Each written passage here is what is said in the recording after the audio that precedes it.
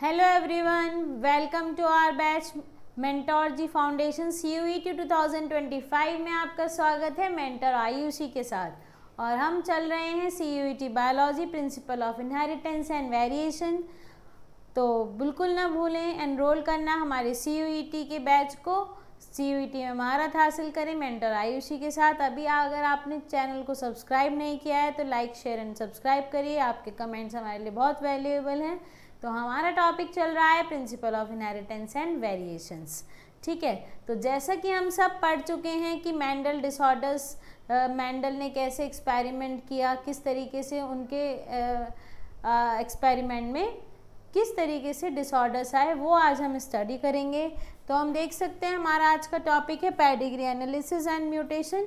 तो यहाँ आप देख सकते हैं कुछ इमेजेस हमने आपको दिखाई हैं जिसमें से ये सभी पर्सन्स किसी न किसी डिसीज़ से सफ़र कर रहे हैं, जैसे एल्बिनिज़म से ये डाउन सिंड्रोम। इन सब के आप फेशियल फीचर्स देख सकते हैं कि काफ़ी अलग हैं, जैकॉब्सन सिंड्रोम, क्लीनफेल्टर सिंड्रोम या टर्नर सिंड्रोम। ठीक है, तो इस तरीके से आप देख सकते हैं कि इन सभी पर्सन्स के फेशियल एक्सप्रेशंस, फेशियल फीचर्स कुछ ना कुछ अलग हैं, कुछ डिफरेंट हैं, कुछ डिफेक्टेड हैं। और ह्यूमन बीइंग्स काफ़ी ईयर्स से अवेयर हैं कि इस तरीके के जो फेशियल फीचर्स हैं इसको हम कहते हैं हेरिडिटरी डिसऑर्डर्स। ठीक है, तो आज हम देखते हैं हेरिडिटरी डिसऑर्डर्स एक्चुअल में क्या होता है। चलिए देर किस बात की, तो हम देखते हैं हेरिडिटरी डिसऑर्डर्स।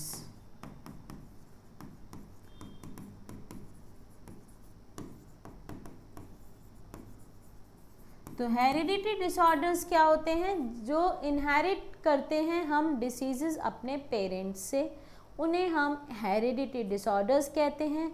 जो हमारी बॉडी में क्रोमोसोम्स हैं, क्रोमोसोम्स के पास डीएनए है और डीएनए के पास जीन्स हैं। तो जो जेनेटिक इन्फॉर्मेशंस कैरी होती हैं पेरेंट्स से ऑफ स्प्रिंग्स में, अगर उनमें इंफॉर्मेशन कैरी होते टाइम कुछ ना कुछ म्यूटेशंस आ जाएं, यानी एबनॉर्मेलिटीज़ आ जाएं, या फिर जैसा कि हमने इंडिपेंडेंट असॉर्टमेंट में देखा है कि वहाँ पर नए तरीके के पेरेंट्स से अलग रिकॉम्बिनेंट्स बन जाएं, जिसे हम रिकॉम्बिनेशन कहते हैं। तो रिकॉम्बिनेशन और म्यूटेशन जैसी चीज़ें अगर आ जाएं तब ऐसी चीज़ों को हम हेरिडिटरी डिसऑर्डर्स कहते हैं।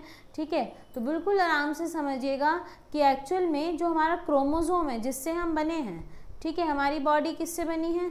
हमारी बॉडी में पूरे सिस्टम से अलग अलग सेल से बनी है, सेल से टिश्यू बनते हैं।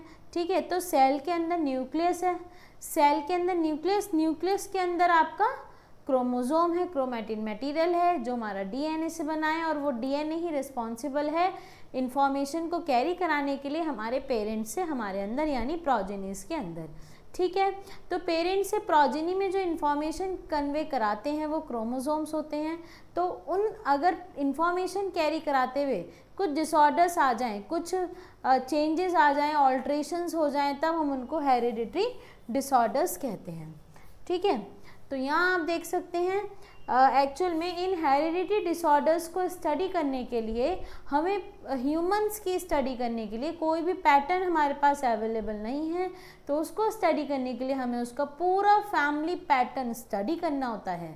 अगर किसी पर्सन में कोई डिसीज़ है तो उसकी पेरेंटल हिस्ट्री जानी जाती है, और पेरेंटल हिस्ट्री को जानने के लिए पेडिग्री एनालिसिस एक इसका सबसे अच्छा पार्ट है। पेडिग्री एनालिसिस आप यहाँ जो फिगर देख रहे हैं ये इसी तरीके का चार्ट है। पेडिग्री एनालिसिस एक ऐसा चार्ट है जो पेरेंट्स से प्रोजेनी में,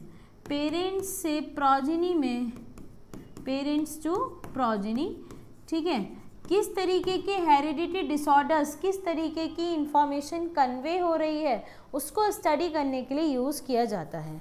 ठीक है,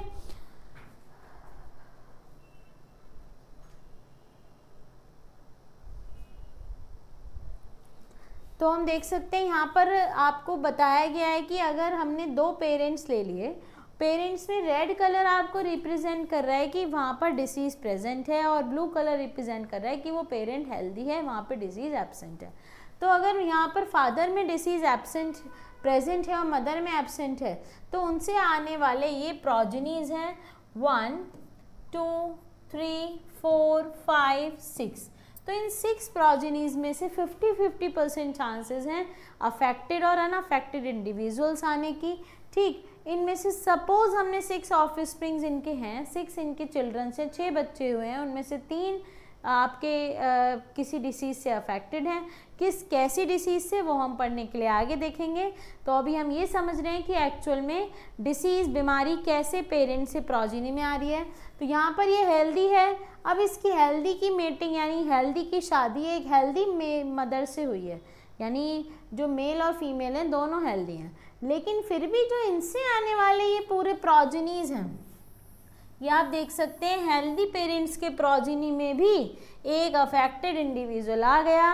यानी ऐसा नहीं लग रहा था कि इन पेरेंट्स के ऑफस्प्रिंग्स कुछ बीमार होंगे, लेकिन फिर भी कोई ना कोई बीमारी मिली। तो पेडिग्री एनालिसिस चार्ट के थ्रू हमने आइडेंटिफाई कर लिया कि ये बीमारी इनके एंसेस्टर्स से, इनके पूर्वजों से इनके अंदर आई है। ठीक है, तो ऐसे चार्ट्स को इस पेडिग्री एनालिसिस के थ्रू हम म्यूटेशन और रिकॉम्बिनेशंस पढ़ सकते हैं। और पेडिग्री एनालिसिस पढ़ने के लिए हमें कुछ सिंबॉलिक रिप्रेजेंटेशंस पढ़नी होती हैं, वो बहुत इंपॉर्टेंट है। सिंबल्स के थ्रू ही हम आइडेंटिफाई कर सकते हैं किसी भी पेडिग्री चार्ट को। तो आइए देर किस बात की, हम देख लेते हैं पेडिग्री चार्ट में क्या क्या सिंबल्स रिप्रेजेंट होते हैं। यह स्क्वायर है, अगर फील्ड स्क्वायर है तो वो मेल कैंडिडेट को रिप्रेजेंट करता है।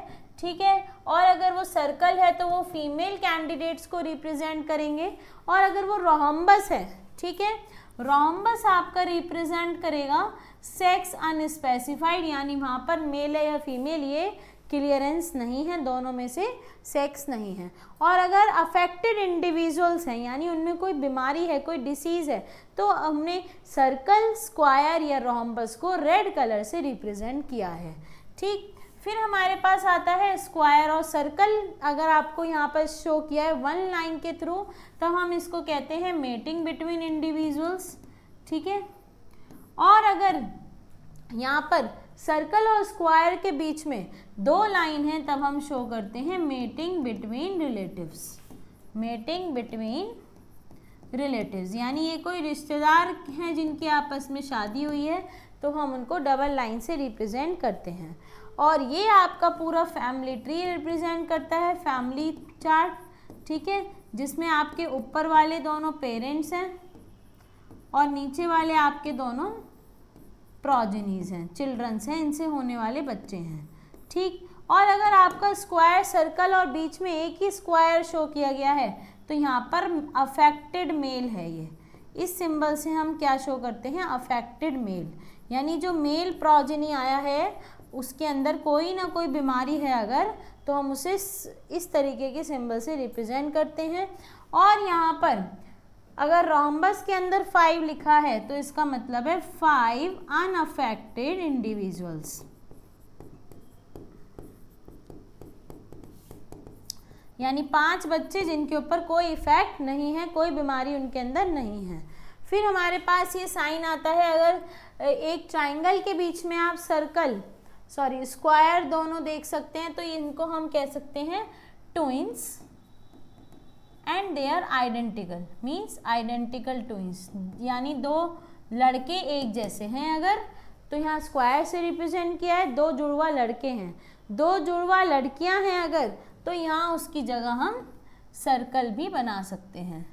तो ये भी आइडेंटिकल ट्विंस हैं, दोनों ही, ये दोनों आइडेंटिकल ट्विंस हैं, लेकिन ये हैं नॉन आइडेंटिकल ट्विंस, यानी 2 बच्चे हैं और उनमें से एक लड़का है और एक लड़की पैदा हुई है, तो हम उसको नॉन आइडेंटिकल ट्विंस कहते हैं, जो दोनों जुड़वा बच्चे हैं लेकिन वो एक जैसे नहीं हैं।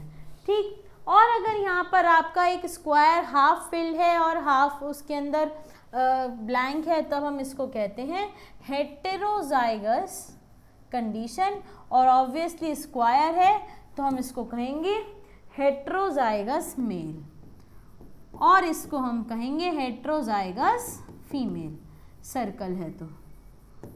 ठीक है, और अगर सर्कल के अंदर डॉट है तो हम इसको कहेंगे कैरियर, ये किसी डिसीज़ के लिए कैरियर है। और ये दोनों जिसमें सर्कल और स्क्वायर के अंदर अगर डायगोनल लाइन आपको देखने के लिए मिल रही है, तब हम कहेंगे डेथ ऑफ द इंडिविजुअल।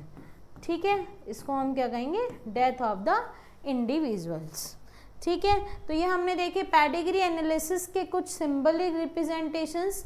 तो हम देख सकते हैं, मैंने जैसा कि आपको बताया कि ह्यूमन बीइंग्स की बॉडी के अंदर न्यूक्लियस होता है। न्यूक्लियस आपका double membrane circular cell organelle है जिसके अंदर न्यूक्लियोलस के पास ये क्रोमैटिन मटेरियल है। ठीक, ये जो क्रोमैटिन मटेरियल हमने बनाया है, ये जो क्रोमैटिन मटेरियल है ये अपने आप को कुछ टाइम में यानी at the time of cell division ये खुद को अरेंज कर लेता है और ये डबल है आपका क्रोमोसोम्स की शेप लेने के बाद। क्रोमोसोम के अंदर क्रोमोसोम्स किसका बना हुआ है? डीएनए और प्रोटीन का। तो जो डीएनए है, ठीक है, डीएनए आपका डबल हेलिक्स मॉडल है। मैं आपको यहाँ थोड़ा सा डीएनए के बारे में समझाऊंगी कि किस तरीके से ये डीएनए है। ये डीएनए डबल हेलिक्स है, यहाँ पे दोनों स्ट्रैंड्स एक दूसरे के हमेशा एंटी पैरेलल होते हैं एक्चुअली। 5' to 3', ये हम पूरी स्ट्रक्चर आपको समझाएंगे नेक्स्ट चैप्टर में। यहाँ हम आपको इतना ही समझा रहे हैं कि 5' to 3', 3' to 5' एंड होते हैं और ये शुगर बेस पेयर्स का बना हुआ होता है। शुगर बेस पेयर्स, इन शुगर बेस पेयर्स के दो टाइप हैं, प्यूरिन्स एंड पायरिमिडिन्स। ठीक है, तो यहाँ जो आपकी प्यूरिन शुगर है यहाँ पर ये है adenine and thymine.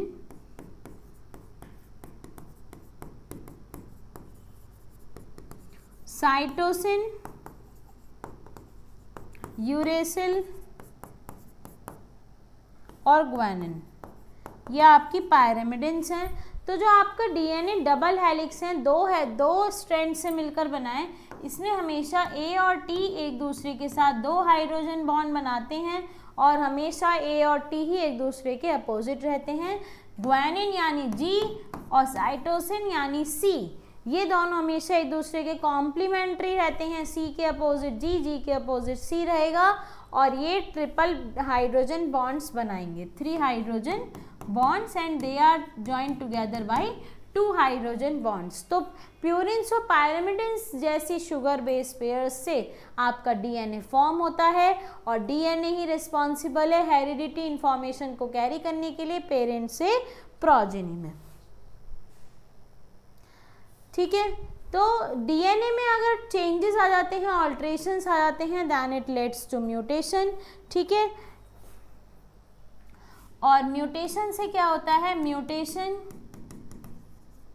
leads to change in genotype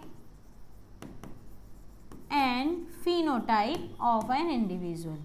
ठीक है, जीनोटाइप फिनोटाइप हर तरीके का रेशो चेंज हो जाता है अगर म्यूटेशन यानी ऑल्ट्रेशंस हो जाते हैं जेनेटिक स्ट्रक्चर में, डीएनए के अरेंजमेंट में, या किसी भी तरीके के अगर चेंजेस आ रहे हैं क्रोमोसोम्स के अरेंजमेंट में, तो हम उसको म्यूटेशन कहते हैं। तो म्यूटेशन हमारे 2 टाइप्स के हैं, जीन म्यूटेशन और क्रोमोसोमल म्यूटेशन, जिसमें से हम देखेंगे जीन म्यूटेशन फिर से हमारा 3 टाइप्स का है, substitution mutation, insertion mutation and deletion mutation. ठीक है, तो हम देख सकते हैं सब्स्टिट्यूशन का मतलब है one base pair replaces another, substitute कर देना, एक दूसरे का किसी और का ऑल्टरनेट अगर एग्जिस्ट कर रहा है तो हम उसको सब्स्टिट्यूशन म्यूटेशन कहेंगे। तो आप देखेंगे सब्स्टिट्यूशन म्यूटेशन के लिए हम स्टडी कर रहे हैं सब्स्टिट्यूशन म्यूटेशन। ठीक है, तो यहाँ हम ध्यान से देखेंगे कि हमारे पास अगर नॉर्मल बेस पेयर है,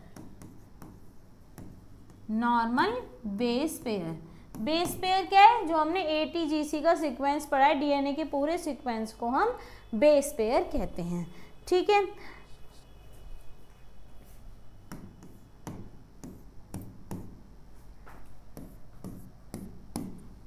ठीक, अगर हमने यहाँ पर थ्रोम्बिन या प्रोथ्रोम्बिन ले लिया, ये आपका 3-3 का हमने एक बेस पेयर सीक्वेंस लिया है जिसको जेनेटिक कॉम्बिनेशंस में हमने अरेंज किया हुआ है।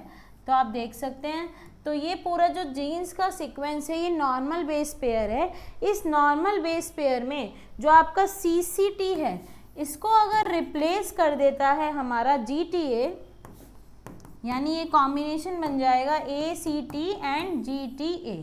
ये शुगर बेस पेयर्स का सीक्वेंस है। ध्यान से समझिएगा कि हम सब्स्टिट्यूशन पढ़ रहे हैं, इसने इसको अगर रिप्लेस कर दिया तो यहाँ पर हमें क्या मिलेगा कि इसके अंदर हम देख सकते हैं कि ऑल्ट्रेशंस आ गई। ठीक, ऑल्ट्रेशंस आने की वजह से डिसीज़ कॉजिंग हो जाएगा। ऐसा ही इसका एक एग्जांपल सब्स्टिट्यूशन का पॉइंट म्यूटेशन भी है, और पॉइंट म्यूटेशन का सीधा सीधा एग्जांपल है सिकल सेल एनीमिया। ठीक, वहाँ पर क्या होता है, एक इनमें से कोई सा भी, जैसे आपका ये है ACT CCT। ठीक, अब यहाँ पर हम फिर से अगर GAG रख दें, यानी ग्वानिन एडेनिन और ग्वानिन आपको विजिबल है, guanine adenine and guanine, GAG को हमने यहाँ पर अगर इस G को रिप्लेस कर दे C, यानी पूरा सीक्वेंस जो आपका ACT CCT GAG बना हुआ है, यह आपका चेंज होके ACT CCT और CAG हो जाए। ठीक है, ये इससे नॉर्मल से एक पॉइंट चेंज हो गया, तो ये किसका एग्जाम्पल हो गया, पॉइंट म्यूटेशन का। और पॉइंट म्यूटेशन भी आपका सब्स्टिट्यूशन का एग्जाम्पल है, और ये आपका आता है आपका सिकल सेल एनीमिया में। ठीक है, वहाँ पे जो हमारी RBCs हैं, red blood cell, sickle cell anaemia के बारे में हम आगे भी पढ़ेंगे पूरा डिस्कशन, तो वहाँ हमारी जो RBCs रेड ब्लड सेल्स हैं उनकी पूरी स्ट्रक्चर चेंज होके सिकल शेप हो जाती है। आगे हम देखेंगे डिलीशन। ठीक है, इंसर्शन और डिलीशन। तो पहले हम देखते हैं डिलीशन। तो डिलीशन, वन और मोर बेसेस आर डिलीटेड, अगर एक से ज़्यादा बेसेस उसमें से डिलीट हो जाएं। ठीक, अगर हमारे पास CCT, ठीक, CCT और GGA आपके पास अगर सीक्वेंस दिया हुआ है और इसमें से हमने इसको अगर डिलीट कर दिया, GG को डिलीट कर दिया, तो हमारे पास ये सीक्वेंस CCTA बन जाएगा। यानी इनमें से एक पूरा पेयर किसका, बेस पेयर्स का डिलीट अगर हमने कर दिया। एक्चुअल में क्या होता है कि जब कॉपिंग हो रही होती है DNA की और उसमें जो शुगर बेस पेयर्स का सीक्वेंस अगर डिस्टर्ब हो जाए, उसमें से सब्स्टिट्यूशन हो जाए, कोई और उसका रिप्लेस कर ले, या उसमें से कोई पेयर अगर डिलीट हो जाए, तो हमारे चांसेस आते हैं जीन म्यूटेशंस के। ठीक, नेक्स्ट है हमारा इंसर्शन। तो इंसर्शन में हमारा एक एग्जाम्पल इसका हम देख लेते हैं, बीटा थैलेसीमिया डिसीज होती है।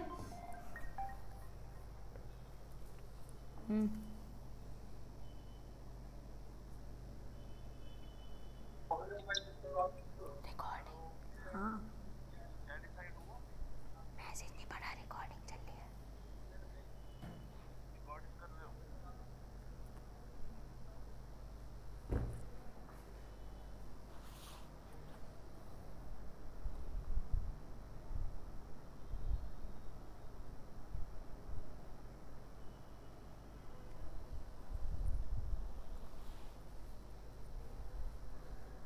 चलिए, तो हम देख रहे हैं इंसर्शन। तो इंसर्शन में हमारे पास क्या आ जाता है कि सपोज कोई भी अगर बेस पेयर सीक्वेंस हमें अगर गिवन है और उसमें एक और अपना अलग से एडिशन अगर हो जाए, सपोज X क्रोमोसोम और ऐड हो जाए।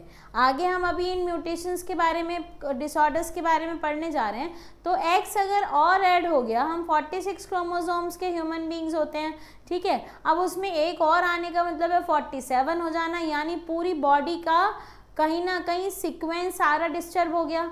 तो उससे क्या रिजल्ट आ सकते हैं, मेंटल रिटार्डेशन जैसी प्रॉब्लम्स हो सकती हैं। तो ये आपका एग्जाम्पल हो जाएगा इंसर्शन का।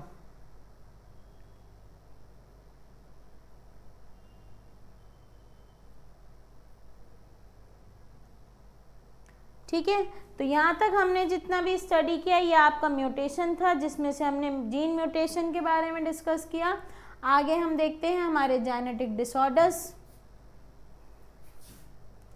देखिए, जेनेटिक डिसऑर्डर्स, तो आप देख सकते हैं कि ये DNA का हमने स्ट्रक्चर शो किया है, जिसमें से उसका अगर कोई स्ट्रैंड डिसरप्ट हो गया, ब्रेक हो गया, रिप्लेस हो गया, डिलीट हो गया, कुछ भी अगर उसमें चेंजेस आएंगे, तो हमारा रिजल्ट क्या रहेगा, जेनेटिक डिसऑर्डर्स उसका रिजल्ट रहेगा। ठीक, क्योंकि हमने देखा है कि म्यूटेशंस में हमारे पास जेनेटिक डिसऑर्डर्स,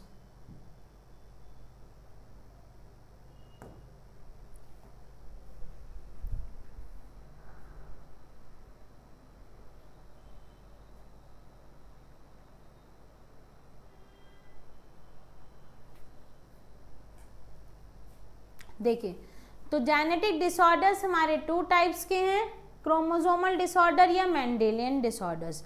क्रोमोसोमल डिसऑर्डर का मतलब है अगर क्रोमोसोम्स में चेंज आया है तो क्रोमोसोमल डिसऑर्डर। मेंडेलियन डिसऑर्डर का मतलब है मेंडल ने जितने भी एक्सपेरिमेंट करके हमें पैटर्न्स दिए थे उनमें अगर चेंजेस आए हैं, ऑल्ट्रेशंस आए हैं और उसकी वजह से डिफेक्ट्स क्रिएट हुए हैं, तब वो आपका मेंडेलियन डिसऑर्डर्स का एग्जाम्पल है। तो हम देख रहे हैं क्रोमोसोमल डिसऑर्डर, तो अगर आपके क्रोमोसोम्स में क्रोमोसोम का नंबर यानी नंबर ऑफ क्रोमोसोम अगर चेंज हो जाते हैं, क्रोमोसोम चेंज हो जाते हैं मतलब या तो इंक्रीज हो जाते हैं या डिक्रीज हो जाते हैं, तब आपके क्रोमोसोमल डिसऑर्डर्स हैं, ठीक है। या फिर सीक्वेंस चेंज हो जाता है अरेंजमेंट का, क्रोमोसोम्स का सीक्वेंस अगर चेंज हो रहा है आपका, तब भी वो आपका क्रोमोसोमल डिसऑर्डर्स के लिए रिस्पॉन्सिबल है, ठीक। तो यानी एक्सेस होना या एब्सेंट होना या उसकी पूरी प्रॉपर स्ट्रक्चर अरेंजमेंट चेंज हो जाना, एक्सेस, एब्सेंस या ऑल्ट्रेशन, ठीक है, यानी चेंज होना स्ट्रक्चर का, तो it leads to chromosomal disorders. तो ऐसा कब होता है एक्चुअली कि जब हमारा मेल फीमेल का फ्यूज़न होता है, ठीक है, मेल स्पर्म और ह्यूमन फीमेल ओवा, ठीक है, स्पर्म और ओवा जब फ्यूज होते हैं आपस में, स्पर्म प्लस ओवा, दे विल फॉर्म जाइगोट, ठीक है। अब ये जो जाइगोट का फॉर्मेशन हुआ, ये जो जाइगोट है, जाइगोट बनते टाइम अगर क्रोमोसोम्स में एक्सेस ऑल्ट्रेशन या एब्सेंस हो जाए तो उस टाइम पे आपके क्रोमोसोमल डिसऑर्डर्स आ जाते हैं।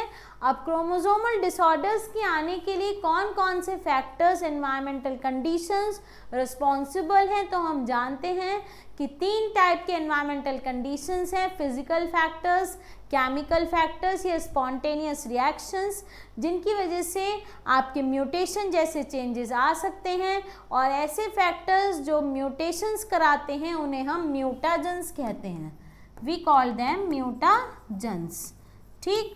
तो फिजिकल चेंजेस किस तरीके के रिस्पॉन्सिबल हैं आपके क्रोमोसोमल डिसऑर्डर लाने के लिए, तो हम इसमें देखेंगे कि आपके अल्ट्रावायलेट रेडिएशंस हैं अगर, ठीक है, या फिर गामा पार्टिकल्स हैं, इनका अगर इफेक्ट अल्ट्रावायलेट रेडिएशंस के कांटेक्ट में अगर प्रेग्नेंट वुमेन आ जाती हैं, तब उस टाइम पे आपके जेनेटिक डिसऑर्डर्स क्रिएट हो सकते हैं, जिसमें आपका क्रोमोसोमल डिसऑर्डर्स आते हैं।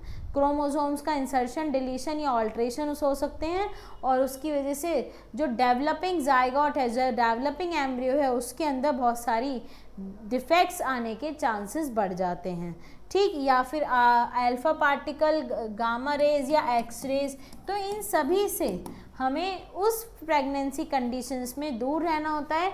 तो ये ऐसे फिजिकल चेंजेस हैं जिनकी वजह से क्रोमोसोमल डिसऑर्डर्स आ सकते हैं। केमिकल डिसऑर्डर्स में आपके ब्रोमीन या नाइट्रस एसिड ऐसे रिस्पॉन्सिबिलिटी हैं, लेते हैं, ऐसे केमिकल्स हैं नाइट्रस एसिड और ब्रोमीन, जिनकी वजह से आपके ये केमिकल म्यूटाजेंस का काम करते हैं और क्रोमोसोमल डिसऑर्डर्स के लिए रिस्पॉन्सिबल्स हैं, ठीक है। और स्पॉन्टेनियस में आता है आपका जब डीएनए रेप्लिकेट हो रहा है, रेप्लिकेशन मीन्स कॉपिंग, जब डीएनए अपनी रेप्लिका बना रहा है, रेप्लिका मतलब कॉपी क्रिएट कर रहा है, तो उस टाइम पे अगर कुछ चेंजेस आ गए या कुछ आपके डिस्टर्बेंसेस हो गए, तब स्पॉन्टेनियस फैक्टर्स आपके रिस्पॉन्सिबल हैं क्रोमोसोमल म्यूटेशंस के लिए। तो क्रोमोसोमल डिसऑर्डर्स आप यहाँ देख सकते हैं 2 टाइप्स के हैं, एन्यूप्लॉइडी और पॉलीप्लॉइडी, ठीक। यहाँ एन्यूप्लॉइडी में क्या है, क्या नहीं है, पूरा जो क्रोमोसोम्स का सेट है उसमें पूरा सेल डिवीज़न के टाइम पे क्रोमैटिड्स का सेग्रीगेशन ना होना, तो क्रोमोसोम का किसी एक का ऐड हो जाना या लॉस हो जाना, that leads to aneuploidy.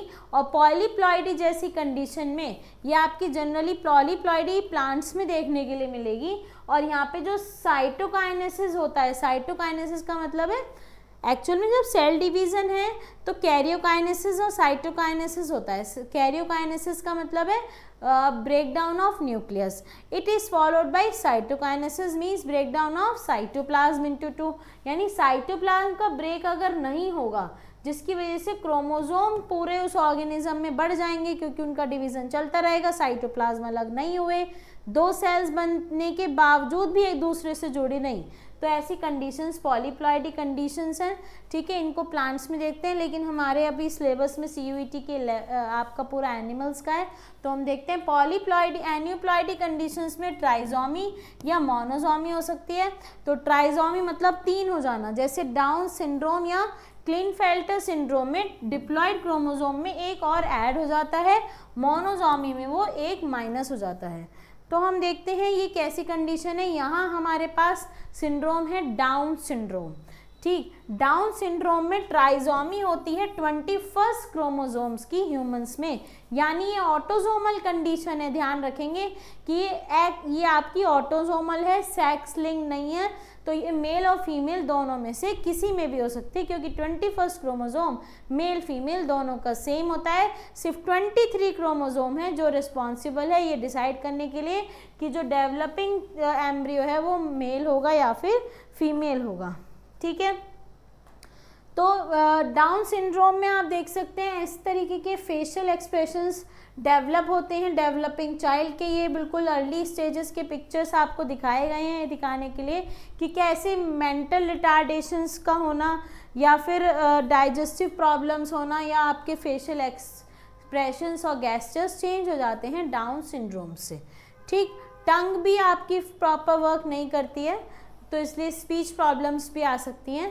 Next हम देख रहे हैं क्लिनफेल्टर सिंड्रोम। क्लिनफेल्टर सिंड्रोम में भी ट्राइजोमी है, यानी एक और ऐड हो रहा है। तो आप देख सकते हैं XY आपका रिस्पॉन्सिबल है मेल कैंडिडेट के लिए, यानी यहाँ पर जो मेल है, मेल चाइल्ड के पास एक X क्रोमोसोम एक्स्ट्रा एग्जिस्ट करेगा, जिसकी वजह से उसकी पूरी स्ट्रक्चर और उसकी पूरी बॉडी डिफॉर्म हो जाएगी और उसके अंदर फीमेल्स जैसी कुछ ना कुछ फिजिकल अपीयरेंस आएंगी, जैसा हम नेक्स्ट पिक्चर में देख सकते हैं। यहाँ एक मेल है जिनके अंदर बहुत सारी चीज़ें फीमेल्स जैसी डेवलप हो रही हैं। नॉर्मल XY है, लेकिन क्लिनफेल्टर XY में एक X ज़्यादा हो जाता है, जिसकी वजह से फेशियल हेयर्स का कम होना, गायनेकोमेस्टिया यानी ब्रेस्ट डेवलपमेंट दिखना मेल्स में, हिप्स पोर्शन ब्रॉड होना या फिर टेस्टिकुलर एट्रोफी, इनके टेस्टिस का प्रॉपर डेवलपमेंट ना होना, वो हमें आपको क्लिनफेल्टर सिंड्रोम में दिखेगा। ठीक है, इसमें बॉडी मूवमेंट प्रॉपर नहीं करती है और स्पीच आपकी प्रॉब्लम्स रहती हैं कि वो लेटर अर्लियर स्टेजेस में नहीं प्रॉपर क्रिएट होती है।